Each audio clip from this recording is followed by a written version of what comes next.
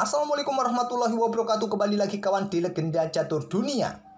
Chennai Grandmaster 2024 sudah selesai. Arafin Chitambaram keluar sebagai pemenang di kelas Master. Sedangkan untuk kelas Challengersnya ada Grandmaster Pranav. Arafin Chitambaram menjadi juara kelas Master setelah di babak ke-7 memetik poin penting kawan, mengalahkan Parham Matshodo. Dengan tambahan 1 poin, Arafin di akhir klasemen permainan round robin mendapatkan 4,5 poin yang sama kawan, bersama Arjun ataupun Levon Aronian. Karena Levon dan Arjun di babak terakhir bermain remis menghadapi lawan-lawannya. Arafin dan Levon tak terkalahkan di turnamen ini kawan, memetik 2 kali kemenangan, 5 kali remis. Sedangkan Arjun sedikit lebih banyak kemenangannya dengan 3 kali kemenangan, tapi dia sempat kalah di babak ke-6 oleh Grandmaster Arafin. Nah, dengan 4,5 poin yang sama kawan, mereka harus melewati tiebreaks untuk menentukan siapa yang keluar sebagai juaranya kawan. Nah, di tiebreaks ini kawan, atau kita lihat klasemennya ini, posisi Arafin berada di posisi pertama, kedua Levon, dan Arjun di posisi ketiga kawan. Nah, Arafin yang berada di posisi pertama di tiebreaks kawan mendapatkan bye. Arjun dan Levon bertemu terlebih dahulu kawan. Di sini terlihat Arjun kalah dari Levon di permainan Armageddon. Dan Levon berhadapan dengan Arafin di babak berikutnya. Levon dihajar 2-0. Luar biasa Arafin kawan. Di permainan tiebreaks menggunakan permainan blitz kawan, 3 menitan. Tidak rapid kemudian blitz, langsung blitz.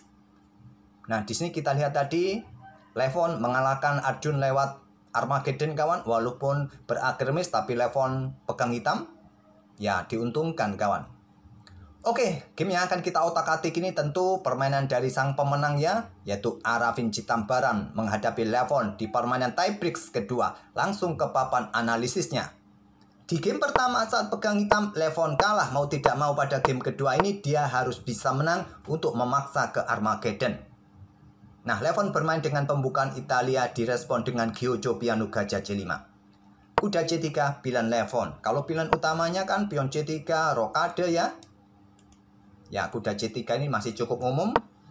Masih di teori pembukaan Italia kawan.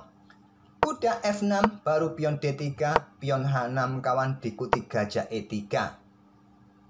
Pion D6, pilihan dari Arafin. Kalau kalian menemui situasi seperti ini, ada tantangan gajah E3 kawan, kalian langsung tukarkan saja. Setelah ambil balik, kalian bisa melanjutkan dengan pion D6. Perkuat posisi pion center kalian, buka jalan bagi pengembangan gajah terang.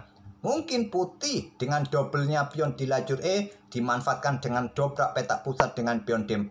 Kalian bisa langsung rokade ataupun gajah G4 terlebih dahulu kawan. Tahan saja, tak perlu baku hantam di posisi ini. Oke, kembali lagi ke permainan aslinya. Tapi memilih dengan pion D6 dimanfaatkan Levon untuk merusak struktur pion hitam bertumpuk di lajur C. Kemudian ada gajah B5, pin kuda kawan. Ingin sekali lagi merusak struktur pion. Memperlemah posisi kuda. Kuda siap caplok pion E5. Ada gajah G4. Dan Levon sekali lagi sikat kuda C6, ambil balik. Kalau seumpama tadi di sini di backup kawan agar tidak bertumpuk pion, maka tetap disikat kuda ini kawan. Dan pion ini lemah, dicaplok oleh kuda. Jadi gajah G4 mempertahankan pion pusat. Gajah sikat kuda C6, ambil balik. Coba lihat. Sangat jelek sekali ya. Dan Levon dengan pion B3 tidak memberikan kesempatan pion C didorong kawan.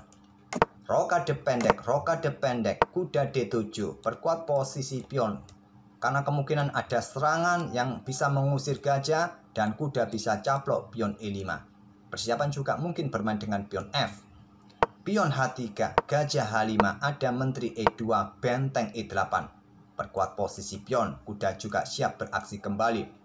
Pion G4, gajah G6. Di sini ada menteri E3 mengincar pion kawan, ada menteri E7 backup pion. Sekaligus berikan kesempatan agar kuda ini tidak overload, tidak lama-lama menjaga pion kawan, dan siap beraksi kembali. Karena juga ada potensi kuda A4 menyerang pion ini 2 kali. Raja H2, pilihan dari Levon. Kemudian di sini kuda F8 meninggalkan pion C5-nya kawan. Ada kuda A4 dan kuda E6. Melepaskan pion pusat, caplok kuda ambil pion E5. Di sini kuda ke D4, langkah bagus. Discover attack dan ancaman garbuan kawan pada menteri, pada benteng. Kira-kira apa yang kalian lakukan di posisi ini? Pion ini pun juga kemungkinan bisa jatuh kawan nanti oleh Levon. Di sini Levon memutuskan dengan kuda sikat gajah G6, ambil balik oleh pion F. Ada opsi seperti pion F4 kawan, mengorbankan kualitas. Hitam akan ambil pion C2, menteri ambil pion C5, kuda ambil benteng A1 pertukaran menteri. Setelah ambil balik, benteng ambil kuda A1. Di sini terlihat putih mendapatkan untung 1 pion kawan dengan konstruksi pion yang cukup bagus di center. Pion ini juga rentan jatuh kawan. Tidak mungkin juga bisa didorong. Kuda siap lompat ke petak C5. Walaupun kalah kualitas perwira kawan. Coba lihat juga benteng siap digeser ke lajur J. Putih masih dalam posisi yang bagus. Gajah pun sudah tidak bisa bermain. Pion ini siap didorong untuk memblokade secara utuh posisi gajah. Tentu harus berhati-hati karena kuda ini juga dalam posisi terancam. Pion dorong, gajah jatuh. Tapi Levon memilih sikat gajah. Simpel saja, nggak perlu ruwet-ruwet seperti pion F4. Nah, di sini ambil balik terlebih dahulu kawan, karena posisi kuda juga saling ancam menteri. Kalau kuda hitam ambil pion C2 juga, ambil terlebih dahulu. Kemudian benteng AD1, merelakan pion C2, menghindari garbuan. Opsi yang kuat lainnya tetap pion F4 kawan. Atau mungkin kalau kalian melindungi pion C2 ini dengan benteng AC1, hitam akan cegah pion F4. Ini juga dilakukan oleh Arafin dengan benteng AD1, pion G5. Tidak memberikan kesempatan, mungkin kuda nanti nongkrong kawan petak F4 ini. Pion C3, kuda E6, siap nongkrong kawan. Dan ada pion D4, dobrak petak pusat, membuka lajur D bagi benteng. Diterima agar tidak bertumpuk 3 pionnya ini. Ambil balik, ada benteng AD8, kuda C3, kuda caplok pion D4. Pengorbanan kuda kawan, tapi harus berhati-hati jangan sampai diambil karena di sini ada ancaman skak. Benteng juga jatuh kawan. Jadi di sini raja geser terlebih dahulu. Menteri E5. Ada benteng D2 siap dobling kawan. Ada benteng F8 berikan dukungan bagi kuda nongkrong. Pion F3. Benteng FD1 ancam kuda di sini. Kalaupun ada benteng F3, menteri ini akan dikorbankan. Coba lihat, tidak mungkinlah benteng ke F3. Kemungkinan di sini hitam akan bermain dengan langkah kuda ini bergerak ke petak E6 kawan, untuk menantang pertukaran benteng. Permainan dirasa akan berakhir remis dengan variasi seperti ini. Ya, Levon tidak ingin remis, dia ingin menang kawan. Pion F3, kuda E6 ingin lompat kawan, atau menantang pertukaran benteng. Dijawab dengan langkah kuda E2, kontrol petak F4. Baku hantam benteng, ambil balik, benteng keluar serang menteri. Menteri ke C2, kemudian ada pion C5. Menghindari serangan menteri, dan di sini ada benteng D1, pertukaran benteng, ambil balik. Kemudian menteri B2, pin kuda, diikuti kuda petak D4, juga ancam pion. Raja F1, ataupun juga pion A4 kawan. Kalaupun ada kuda ke sini, kalian bisa sekarang geser raja ke petak F2. Tapi memilih langsung ke petak F1, menghindari pin dan sudah saatnya ambil saja pion A2. Tapi memilih dengan langkah kuda D4 terlebih dahulu dan langkah terbaik langsung ladeni pertukaran. Tapi memilih menteri ke petak D3 dan menteri ambil pion A2 terlambat. Menteri ke A1 skak yang terkuat kawan. Raja naik ke baris kedua, baru menteri ambil pion dan posisi kuda dalam posisi kena pin. Jadi menteri tidak akan berani meninggalkan kuda rajanya.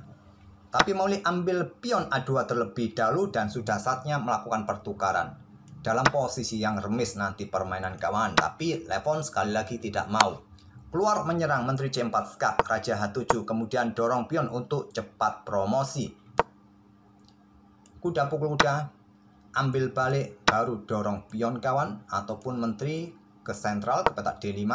Skaknya bolak-balik nanti di ruang-ruang terang kawan, bisa berakhir miss. Ingin cepat promosi, ingin menang. Dan menteri ambil pion B3 menonton pertukaran diterima. Kita temui permainan endgame kuda versus kuda sekarang kawan. Dengan keunggulan 2 pion. Coba lihat kawan, Arafin mempunyai 3 pion bebas atau dihitung 2 saja ya karena bertumpuk di lajur C ini. Sama mempunyai pion bebas. Di sini kuda C3, raja bergerak kawan sesegera mungkin untuk ya mengantisipasi pergerakan pion putih di lajur ini yang bebas juga. Raja E2, raja F7, raja E3, raja E6, kemudian ada pion F4, pion pukul, ambil balik, diikuti pion G5 skak, raja bergeser ke E4, tetap menjaga pionnya, dan setelah kuda D2 skak ini, Levon menyerah.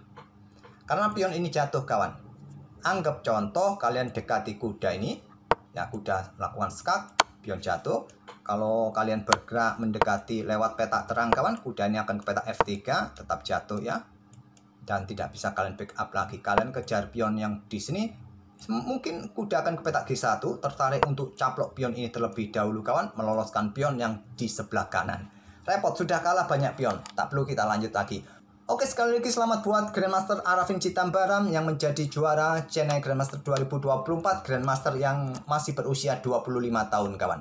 Terima kasih, kita akan bertemu di video-video berikutnya.